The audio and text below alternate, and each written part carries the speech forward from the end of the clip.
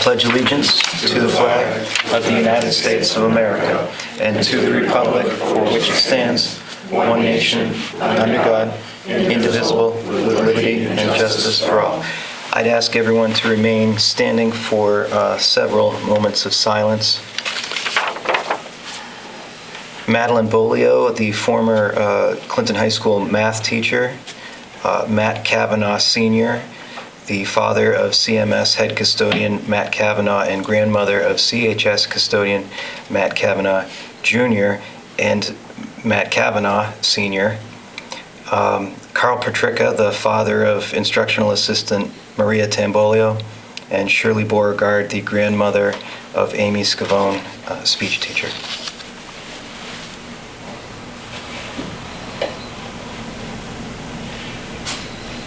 Thank you. This is the first meeting of 2019 of the Clinton School Committee for January 15th.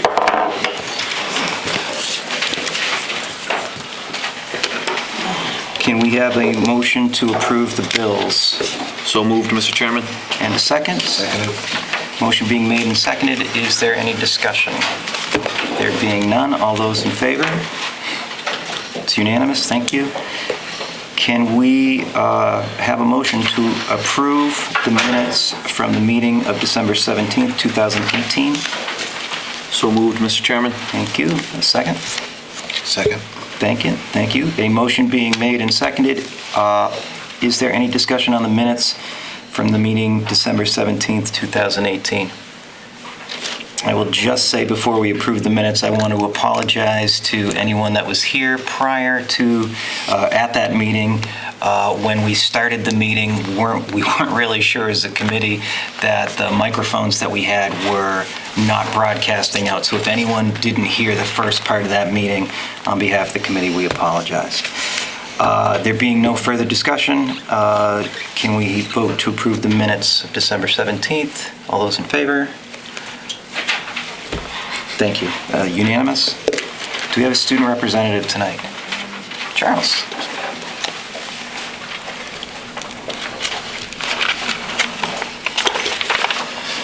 Good evening and happy 2019.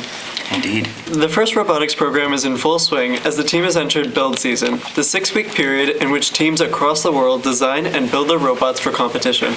Students have taken the first 2 weeks to design their ideas for different parts of the robot, and groups work together to engineer solutions for the game this year, themed Deep Space. All students have been benefiting greatly from the centralization to the high school, allowing members of the program to stay after school until as late as they want, met by a rotating series of mentors that each bring new experiences and lessons to the kids. The team will be showcasing its teamwork and the fun process that all members participate in at Open House this month. Midterm exams have begun at CHS, with an all-new schedule that provides students with a maximum of 1 exam per day.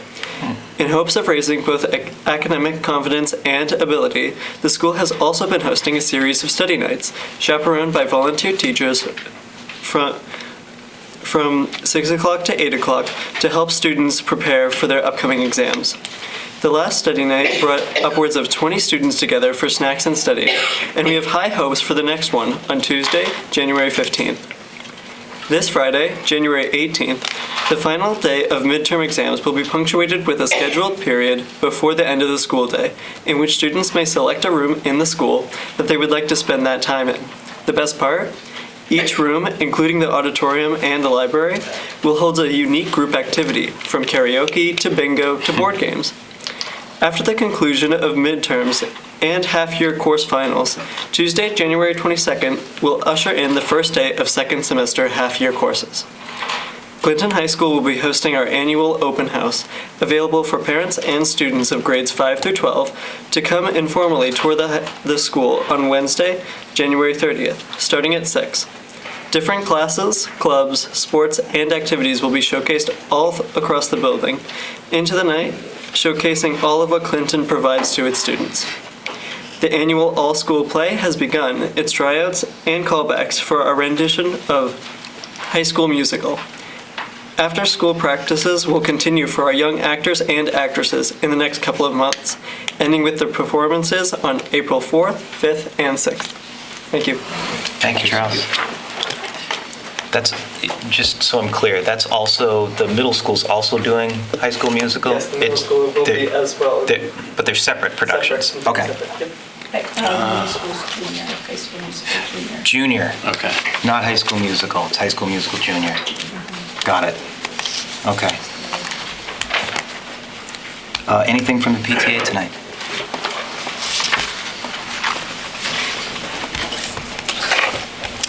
Good evening. Good evening. I missed the December meeting. I apologize. I had an important cookie meeting. Glad you're here. So we are selling our Provita neck bracelets still for $7. We have about 50 left.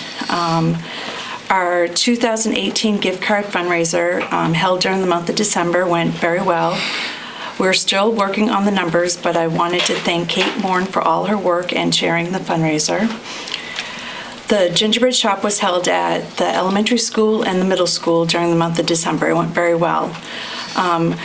We will be asking for input from staff, administration, and parents for next year via a survey. And we'd like to thank all of our parents that were able to volunteer and thank the staff and administration in both schools for being so supportive of the event. This is done as a service, and we try to keep the prices down. The prices range from 25 cents to $10. We did make a profit of $2,235.82. And we are currently working on a spring dance for the 3rd and 4th grades at CES and potentially having a dance at CMS to celebrate the end of the year and MCAS testing. Discover Clinton has reached out to us regarding bringing back the Teacher Follies. And we would love to, it's at the very beginning stages, but we would like to collaborate with other groups anyways, and we would like to bring something back that was so much fun. And we are at the beginning stages of having an outside event held for adults. We're thinking about having a bingo night. And our next meeting would have been held on Thursday, February 14th, but due to the holiday, we'll be changing it to Thursday, February 7th in the CES Library at 6:30 p.m. Thank you. And special needs back. Our next meeting will be held Tuesday, February 5th at 6:30 in the CS Library. We will be participating in the 8th grade open house here at CES on January 30th. And we have had an increase in parent support in our meetings, and we will be adding a topic for discussion for each month. An email will be generated to the people that have been participating recently, and then it will also go out in the Connect Ed. We'll spend about 15-20 minutes on said subject, and it'll be very casual and laid back where information will be brought to the table. And our March meeting will be our yearly basic rights, which the Federation for Children come and do the presentation for us. I'm just waiting for confirmation from them. Okay, great. Any questions for Kelly? Thank you very much. Thank you. Anything from the CTA this evening? Okay, thanks. Is there any public comment? There being none, Dr. Meyer. All right, thank you. First order of business, we do have a leave request. Carolyn Colonnade is expecting, and her due date is April 22nd, so she's requesting maternity leave beginning at that time, basically through the end of the year, and she's intending to return to her position for the beginning of next year. So it's maternity leave, so she's basically, it's a protected leave, but I think typically you guys have approved them, so I don't know if you want to. I will entertain a motion to grant a leave to Caroline Colonnade and for her maternity. I'll make a motion to approve the maternity leave. Okay. I'll second the motion for the Okay. maternity leave. Is there any discussion? 4 gentlemen up here, there being none. All those in favor? And please wish her well from us. Thank you. The mid-year plan and goals update. So you should have received this packet. It was a little bit, I was trying to finish it on Friday, so it didn't come with the initial packet, but it got emailed to you, I think, later, and then so it's not included in there, but I handed it to you tonight. I don't need to go through this whole thing. I gave you kind of a summary during the Tri-Council, but there are some other artifacts and stuff in here that kind of reference some of the things that we've been doing. So, we don't, unless you have any specific questions, I think it's just, we haven't completed any of our goals, but I think we're working on all of our goals. And I think that's really the point of the mid-year check-in, is to make sure that we're making progress and that we're doing what we said we were going to do, and we're trying to keep that as our focus of our PD and keep everything connected and moving forward. And I think we are. I think that we're making some significant progress in some, and others we've got to stay focused on. But, I think it's, more important for the end of the year wrap-up. But if you have any specific questions, I can entertain them, or you guys can just peruse it and let me know if you have anything else. No, it's a comprehensive look at the goals. It cites back to the need for those goals. There are a lot of artifacts to demonstrate the work toward achieving those goals. Are there any questions? Okay. All right, so the next agenda item was the budget. Same idea, the preliminary expenses. We did just kind of go over those briefly at the Tri-Council. There is a more detailed kind of line item breakdown in your packet. It is the preliminary budget, so I don't think we need to go through anything like line by line at this point, because it's gonna change as we get more information. I don't know if there was any specific questions or anything that came up during that presentation. I guess the other ones I'll just kind of share, and then we can have a little bit of discussion, and then we'll talk to Russ for a minute. Sure. But the foundation budget, I've also included the information, some slides from the foundation budget presentation that took place at Fitchburg State in your packet, similar to the ones I shared at the Tri-Council. And I do think that, I know the Tri-Council wasn't televised, but I do think that there is a strong call for foundation budget reform this year, and I think that's come from the governor, that's come from other legislators, and some of the models show that Clinton, with its demographics, would benefit strongly from any of the foundation budget review committee's recommendations. So even though our preliminary expenses right now is an increase of 4.7 in our general operating fund, and 5.42 for our 4.7 for our overall operating expenditures, and 5.42 for our general fund, I do anticipate, and I would think that we're going to see a larger increase in Chapter 70 than we have in years past. So I think this is a good starting point for us. If you remember last year, I think our preliminary budget was like a 10% increase or something like that. So, I think we're at the point where we'll continue to monitor what the state's doing, and we'll continue to refine our budget as we go through. And I also included as a bullet on the agenda the one-to-one initiative. And as I mentioned in the other presentation, we do have in this budget funds to purchase Chromebooks for all of our incoming freshmen, as well as cases for those Chromebooks. And the idea would be to start with a one-to-one initiative at the high school, where each year we would buy the Chromebooks for the freshman class.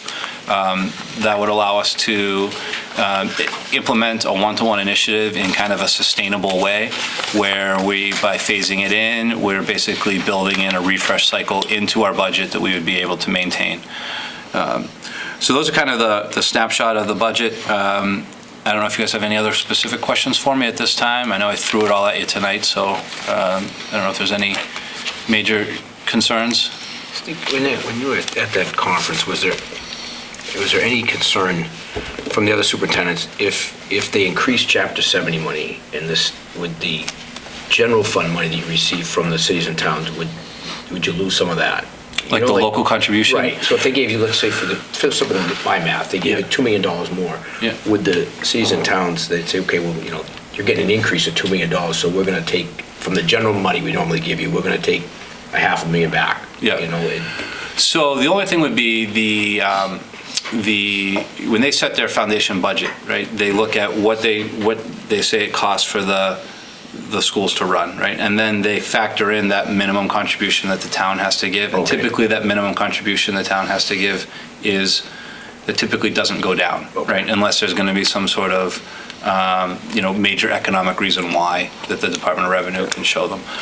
So I would anticipate that an increase in the foundation budget for us would result in more state aid, not necessarily more of like a burden or like you're saying, an opportunity for them to say, well, if you're getting 5% from state aid, we don't have to give you anything. I think kind of the way the system works with, when they subtract out that local contribution, they're looking at what they feel based on the DOR's recommendations and data that the town can afford. So I think it should be, I do believe that, we would see more of an increase, and I would hope that the town would just, go with it. Thanks. Anything else? So, staying within your items, but different topics. So the one-to-one initiative. Yeah. You shared with us tonight at Tri-Council, the reason why you selected one grade, which was a good defense, is because if you went all in, every 4 years, you'd have to go all in again. Right. So you're looking to phase that in. My only question is, have you looked at what the impact would be, with going with a high school, grade 9, for example, what percentage of their classes are grade 9 students versus mixed classes with, grades 9 through 12? Right, and so Good question. we do know that there is, we have tried to identify, so we know for like the English department, the history department, the science department, the freshman technology course, those are pretty much all standard. They're going to be all freshmen in there.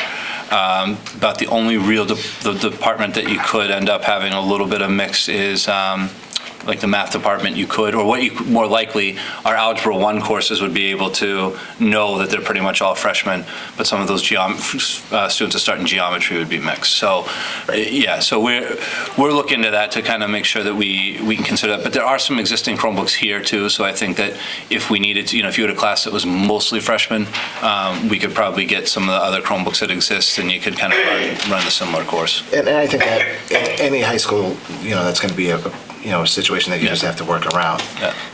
So that, makes perfect sense to me. Have we looked at, what the impact would be maybe to do 2 grades? And the reason why I'm saying that is if you're looking at 9th grade, obviously you're going to work your way through high school, but have we looked at maybe, as maybe the 5th graders are coming into middle school, maybe, starting there as well, because you got the 4-year difference? Right, and doing, so that we're starting it at, So you're basically starting it at like the middle school as well, so that we can do. So you're working from 2 different Yep, points. yep. We didn't factor that into this budget, but we can look we into take a that. look at that? Yep.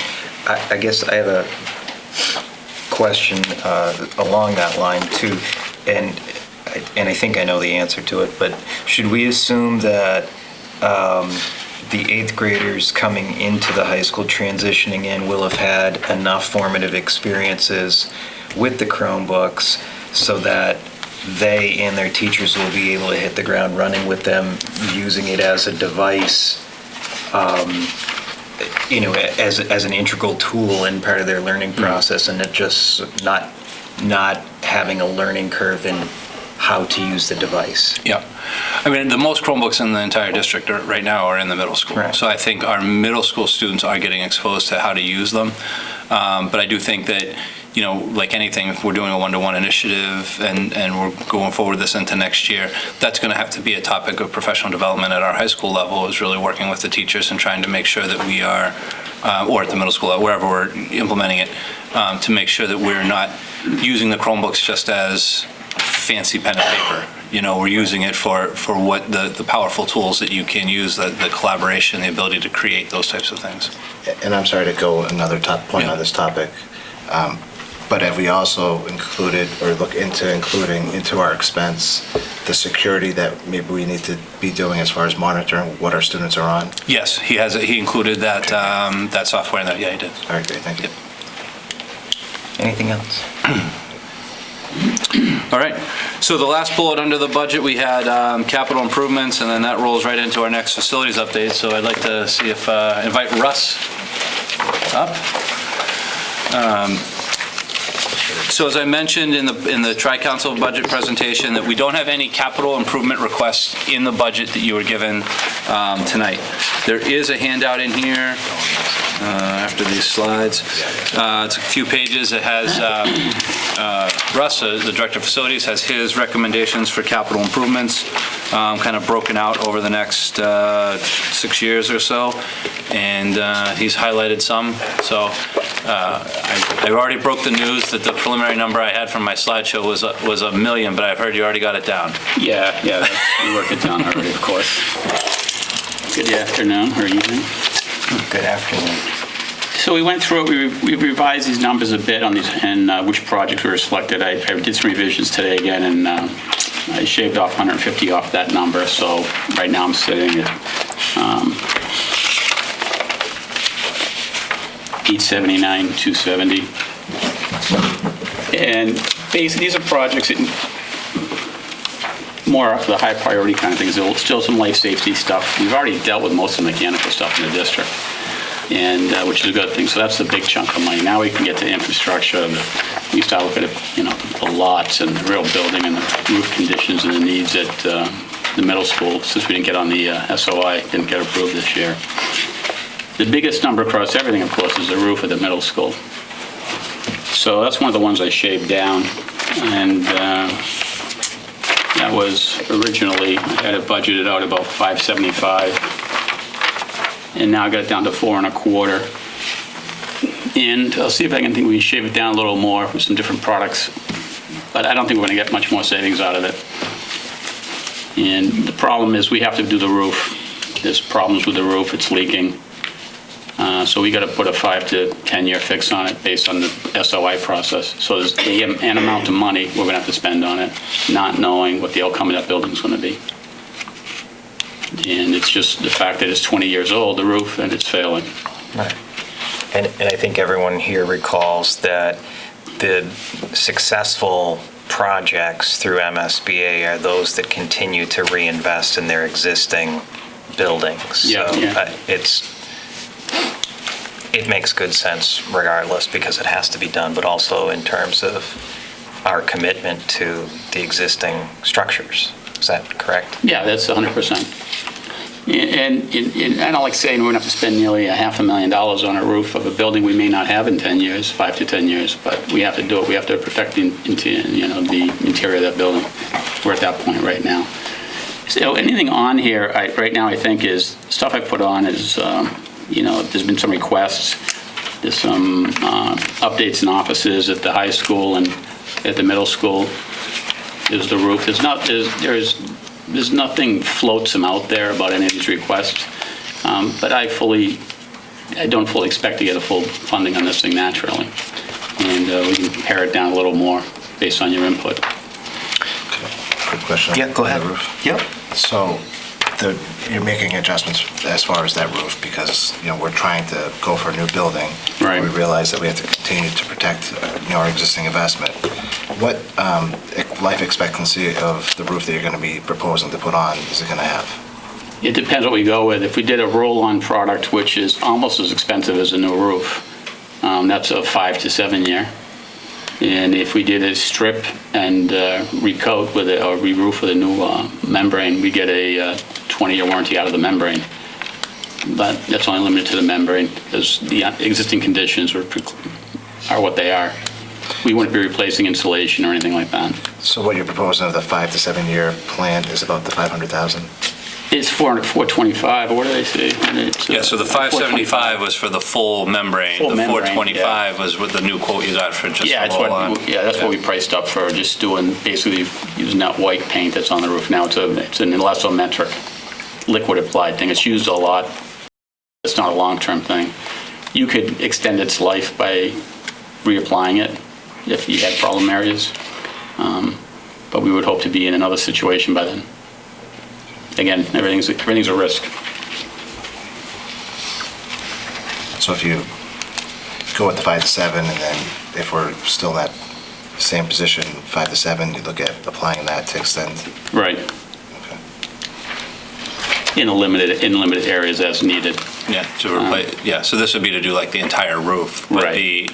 at the 5 to 7 point, we'd probably be able to get away with just the problem areas. kind of Yeah, low and spots. we'd be maintaining it over those 5 to 7. We'd be keeping an eye on it. 'Cause, I have experience with this from my time out in the West Coast and in the Southwest. This is the same product we used all the time out there because of the sun damage. We'd have to reapply it every year. So I'm familiar with it, and I'm not afraid of using it. It's a good product, but it's not a long-term product. It's a stopgap. And that would take care of any drainage needs as well? It would take care of any roof leaks, drainage issues in the roof we'd have to have repaired. There are no problems with drainage right now. It's just some Because it standing. drains right through. Yeah, it's the best colander we have. So But the existing drainage system? everything's working pretty well. Yeah, for a building that's 40-plus years old. It's doing all right. Are there any other specific areas that you want to highlight for us for our consideration? Or does the committee have specific questions for Director Carlson? Yeah, there's a lot of changes in grounds. We're going to have to do some equipment purchases over there. The Toro mower we're using now, which is a machine that costs about $140,000. It's on its last legs. I've modified that and replacing that with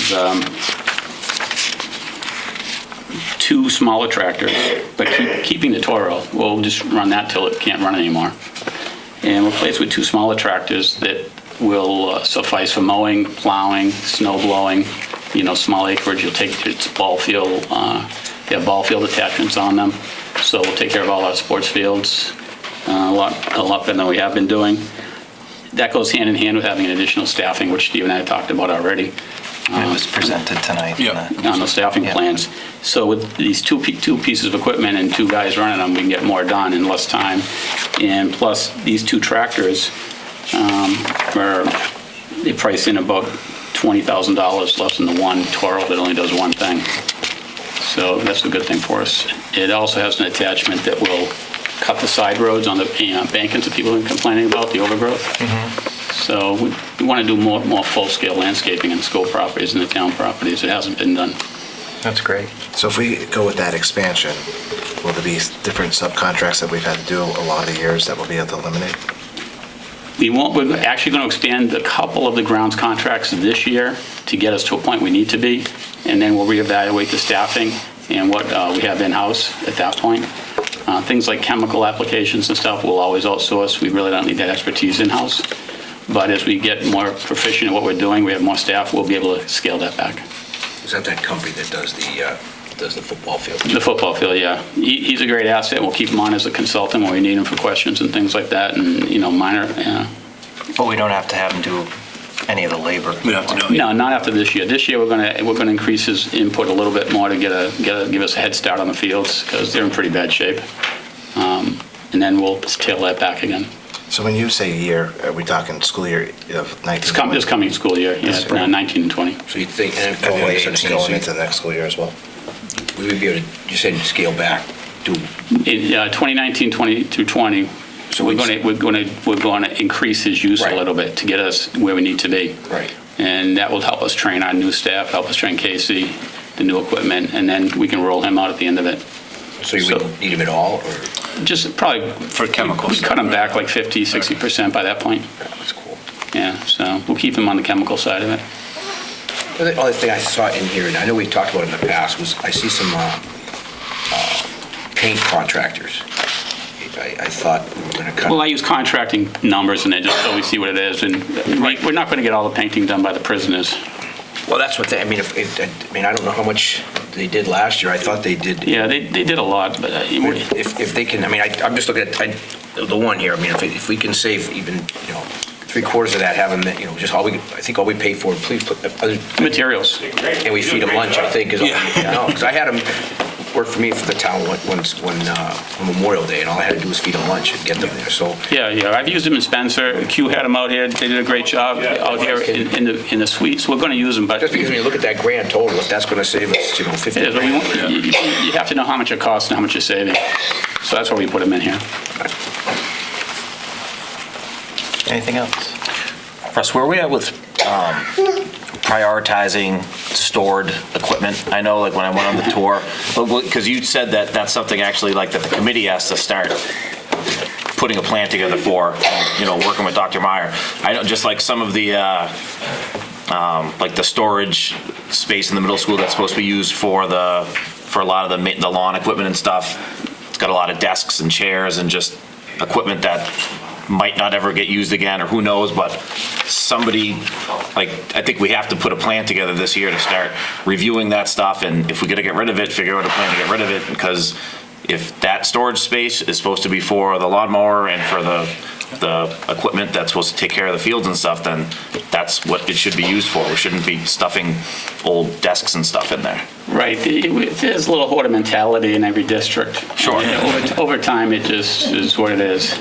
So Anne Marie and Bob have been great. We put that mobile mini out by the garage, Okay, and they've gone through the garage itself, and they've picked out what they want to keep. okay. Everything they want to keep is in that mobile mini. Everything else in that room can go. So we just have to Okay. get on the ball in terms of making sure that our policies around surplus, And we got some Resources. feedback from Mike when we asked him the question, Mike Ward, about kind of the town bylaws and how we have to go about that process. So Yeah. I think when Russ and I have talked, I think our goal is to try to identify those materials throughout as we kind of go into the spring, sort of maybe a spring clean out type Sure, thing. yep. Because probably at least one step in the disposition process is going to have to be probably offering them for sale, trying to sell them to someone, or if they want to take it. So even if that is something we can do probably early in the summer and then try to get rid of it. So that would be I think that'd be our timeline, is sort of, collect everything as kind of the school year's ending, and then try to do the process we need to do to be, fair and respectful, and try to get whatever value we can for them, and then go from there. Right, and once that's done, that space will be managed correctly. We'll be able to bulk buy paper by the truckload and put it in there and say, we go through paper like crazy. I mean, we can do we still got bulk purchasing a lot of things around here and start having some real savings. And once the middle school's done, then I'm going to do the elementary school and the old fire barn, because there's a whole bunch more stuff squirreled away in those two buildings. Okay. No, I didn't know if it was something that would warrant, like, that we do like a temporary subcommittee, or is our role just kind of be more like supervising, like just, keeping up with you at meetings, asking about it, how it's going? Like, I'm trying to figure out, like, At some how point, engaged we should be in the at some point, process. we'll probably bring to you a list that may or may not include maybe some pictures or something like Okay. that would say, like, basically, these are the things we'd kind of like to declare surplus. Okay. Right? Or of not really any value. Okay. And then at that point, that's when we would have to follow kind of the bylaw procedures in terms of how do we get rid of basically town property, right? Because even if a desk is, almost unusable, well, it was purchased with taxpayer money at some point. So we need to make sure we follow the proper procedures for getting rid of it. I mean, if things are totally destroyed, we can throw them away, but, if it's, might have some value or usable, like we can do. That's the last step. Yeah. That'll be the last step. The bonfire. Use it for the bar. After no one buys it, then All right, no, thank you. anything else? Thank you very much. Okay, So then the next step was the facility, so that's for capital. And Yep. then the next agenda item was facilities updates. So Electronics. we had middle school air conditioning update. middle school air conditioning is good news. The installer has agreed to do any repairs need to be done. It's great news. So that's good news. We'll have more conversations in the next couple of weeks with him and our repair people about why it costs $18K and what we can do about that. No guarantees on that, but we'll try and recoup some of that. So going forward, it won't cost us anything? Yeah, he'll do the repairs for free. That's great. So That's great. we'll make that happen. Then you've got the quote for the security cameras. Yep. And So I just wanted to bring that to your attention, the quote, because it's about, we got the bids from camera companies who are on the state bid list. state bid list. This one has, it's just $29,297 for the high school, and then there's a second quote in there for the Field house. Field house, and And there may be Find it some right now. additional It's savings in the 8,000. field house quote based on some existing technology that's already over there. There's the field house quote, so that was about 7,000 for the field house. So that's basically the total amount that we, the total amount that we had allocated in the warrant article in the hopes of doing the middle school and the high school. Instead of doing the middle school and the high school, we're doing the high school and the field house. Now, part of the rationale for that is if we're going to continue with the statement of interest at the middle school, I don't know that we need to invest, $20,000, $30,000 into like a permanent video camera solution over there. We are looking at less expensive, more kind of temporary solutions over there. There's a lot of internet-based cameras, those types of things. I actually had Mike, I was over there with Officer Sylvester and Mike and Anne Marie today, and we were looking at some different, Wi-Fi cameras that we could put up over there to do a solution that should get us the coverage we need. It may be not as, vandal-proof and not as, hardwired in, but we can probably do it for a few $100s. So we're looking at that kind of temporary solution more over there, more of the long-term solution in the high school building and the field house. So that's one reason I really wanted to bring this to your attention, because it is sort of a change in, when we went to the warrant, we said for both buildings, we really wouldn't be doing the middle school because of the increased cost of this project in the traditional sense of having like a full system put in, but we will be making some progress on the middle school, hopefully in the coming weeks, of having some of these more temporary solutions up there. And on the cameras, any system we put in can be expandable, so any middle school renovations or new building can tag into the existing system we're putting into the high school. All the head units and stuff will be there, we're just adding more storage capacity, and it would all operate off the same service. So this isn't the same company we had down? No, this isn't, yeah. But and I think what he's saying is that there is more of an opportunity to connect, like expand this into there when we do, but. Right. What is that? Go ahead, I'm sorry. No, go ahead. What is the storage capacity? How many days a week? I don't know exactly what he's put in there. I know it's probably good for 6 months right now, before it overrides. Okay. And it's a cloud-based system to begin with, right? No, it's local. We can go to a cloud-based system if you want, but you want to keep that local control on that.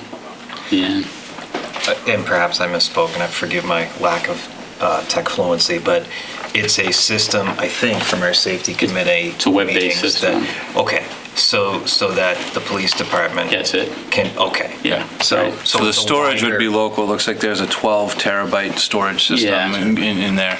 And then but the access would be, you would have the access through the internet to like the Okay. elementary school where we can look at an app on our phone and see it, yeah. Okay. Yeah, or they could actually put a hard connection over the police station where they would have a monitor that would rent all the cameras or however they want to lay their screens out over there. That's totally doable within these numbers. Steve, Any other questions? Can you review what you're saying about how the warrant was worded and the minor difference or? I just want you to be aware that in the warrant, we had talked about trying to put camera systems in both schools, right? Right, okay. When we got the quotes from the companies that are kind of on the state bid list and everything, the amounts were a little higher. And Okay. so when we looked at it, it's like for that amount in the warrant, I think we could probably do this building and the field house, Gotcha. not the middle school. I Okay. just want to make sure you guys are aware of that difference. Okay. And then, like I said, the middle school, I'm not going to try to, we don't want to ignore the middle school. We're going to try to start getting camera solutions in there almost immediately, but they're probably going to be more almost like a home security network that we would kind of put in that would link to our Wi-Fi and that kind of stuff. So it won't be as robust as these other systems, but I think that given that we are kind of in that statement of interest process, I think spending, $30,000 to put a more permanent system in the middle school, if we might be doing a major renovation in 5 years, is not necessarily as wise an investment. Okay. Yeah, and we decided to use the money and use it on the field house also because we've had some complaints about Some of the issues over there. trespassing and this and that and other problems. So that will help maybe mediate that a little bit. Yep. Okay. So if the committee's okay with that, I mean, I don't know that we necessarily need a vote to approve that, but I just, it's still within the scope of what the warrant said, it's just we're only going to get half of it. So I just wanted to make sure you were, and just be transparent, and make sure you knew what it was, what the cost was, and make sure, I didn't want, if you're saying, well, why didn't we get the middle school ones? Well, this is why quotes came in a little higher to put in a robust system in the high school, and in the short term, we'll put in more of a, I don't know the best word, more of a temporary solution, I guess, in the middle school right now, based on some of the available technology that's out there. Duly noted. Okay? Any other questions or concerns with that? And add to that, Just, what is the life expectancy of one of these installs? Every component has a different life expectancy. The cameras are anywhere from 3 to 5, 7 years. I mean, But they might get 10 years out of them. you might get 10 years out of them. The head ends and all that, as long as they're in a proper IT closet, it'll be 10, 20 years. They'll run forever, as long as they keep them dust-free, keep the heat controlled. I would anticipate for this system that we would probably get, I would say that they would probably tell us it would run for about 10 years, and then, but we might get even more than that if it's still functional.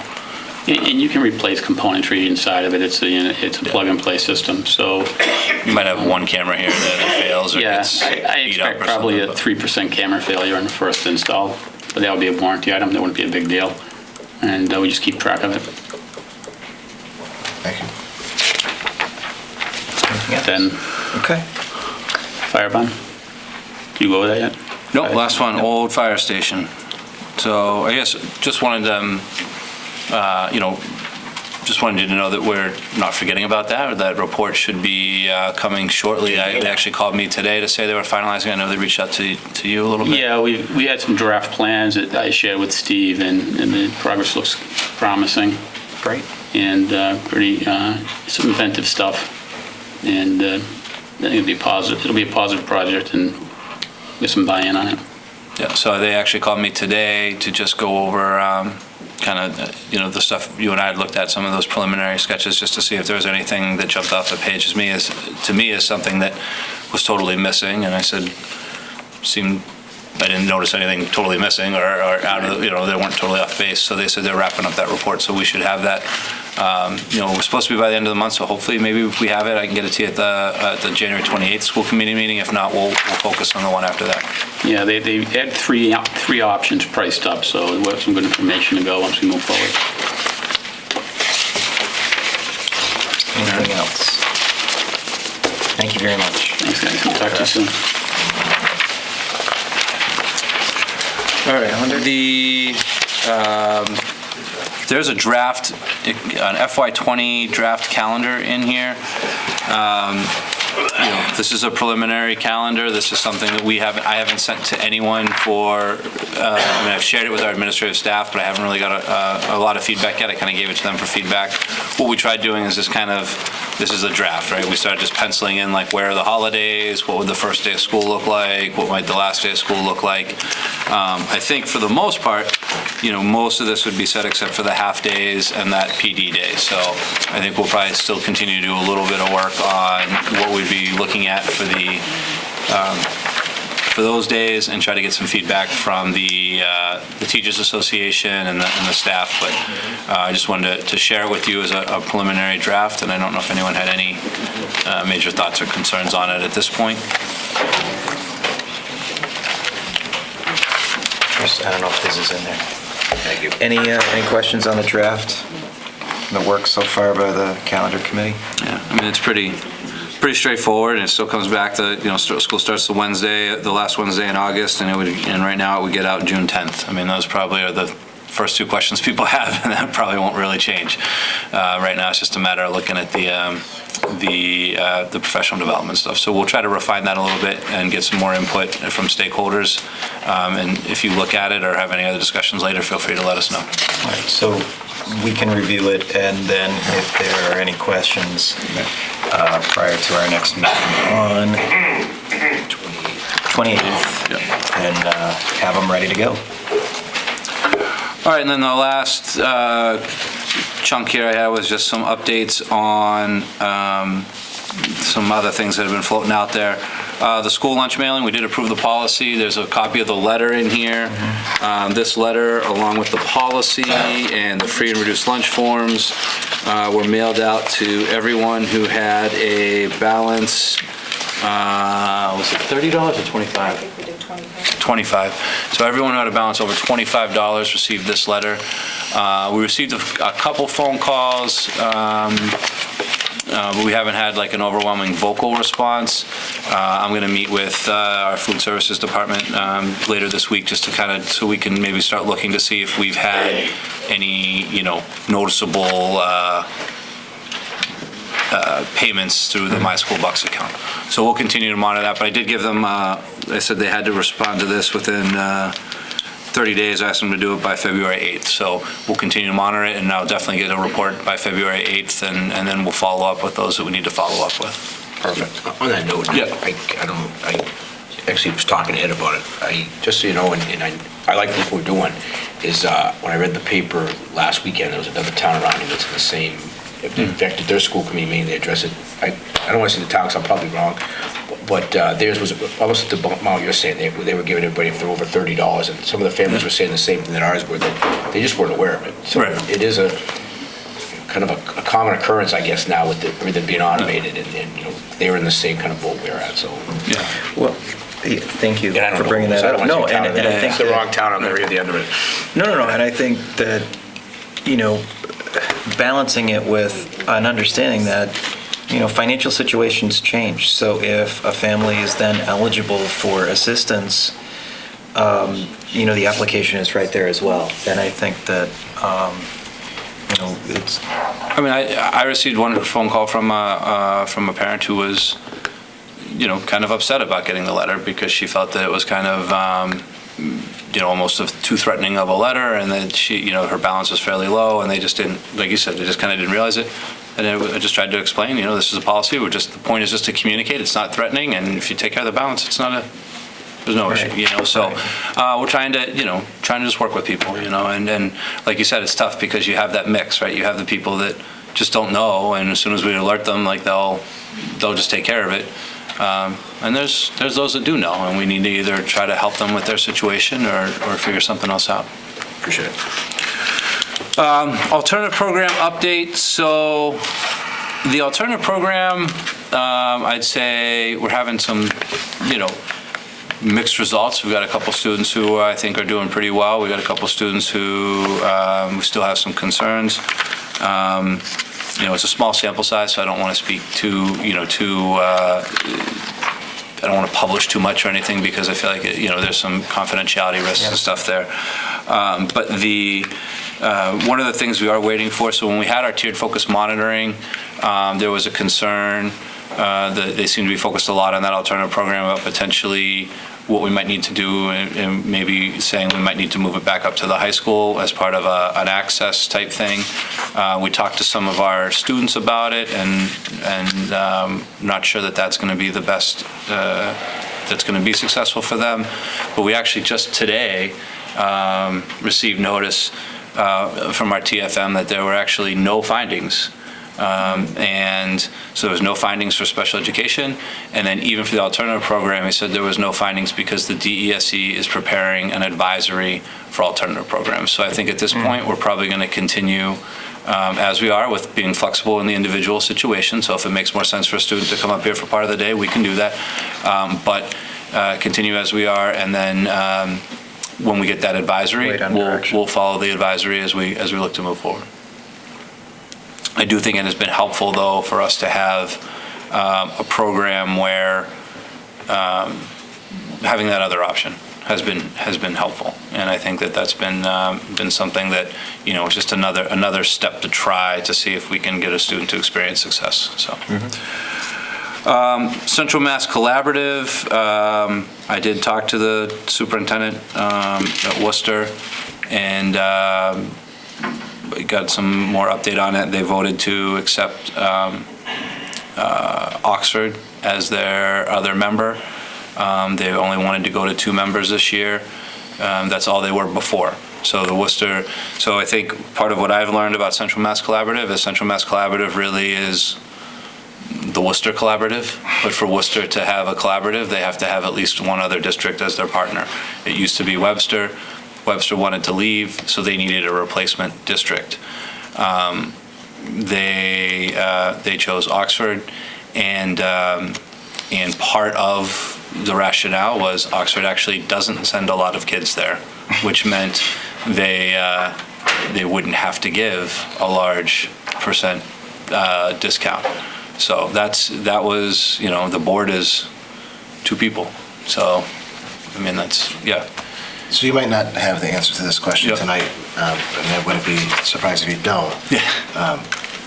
But can we look into, before we ever move on another collaborative, if a collaborative is in the red Yeah. and we become part of the collaborative, do we, come to be? Do we part- owe- Good do we- question. Do we yeah. become part of their debt? Yeah. Because, I think, I personally was taken back of the deficit that was there. Yep. And so I think before, I think maybe it could be a blessing that not accepted. Right. Because I'd like to, know the answer if they're in debt, are we part of that debt? Because if they're in the profit, right, you benefit from the profit. I would say, in the long run, this is sort of maybe a lesson learned. It's something that I think if something seems too good to be true, maybe it is, right? So when someone says, you can join and get 15% off and you don't have to do anything but show up to meetings, we want to make sure that we continue to do our homework and look at the overall fiscal solvency and those types of things. So, but I think, the superintendent of Worcester was very nice. We had a nice conversation about it. I know her through our new superintendent program, and I think it is what it is. So, but I just wanted to put a little closure to that because that's where it is right now. But I mean, I would, from one member of the committee back to the superintendent and to the executive director, coming in front of us publicly, we were not presented with facts or reality. And I would, From them. From them. Yep. And I would express our dissatisfaction with what took place. Yep.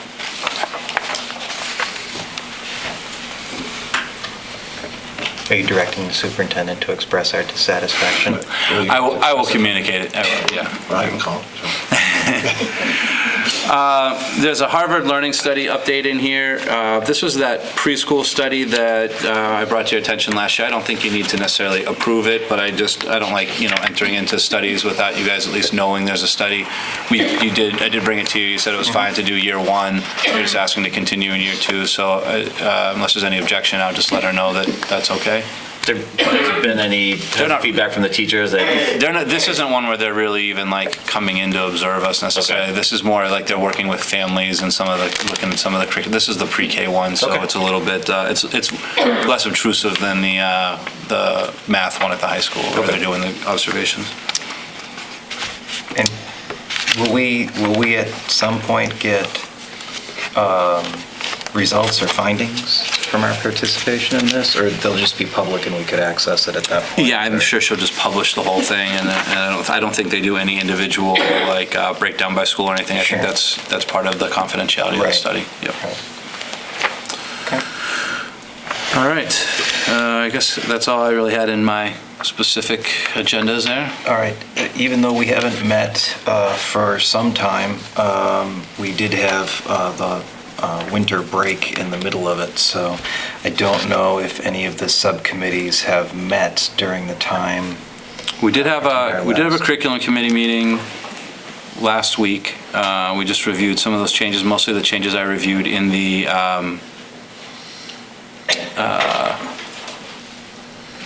Tri-Council presentation, reviewing some of the courses and stuff.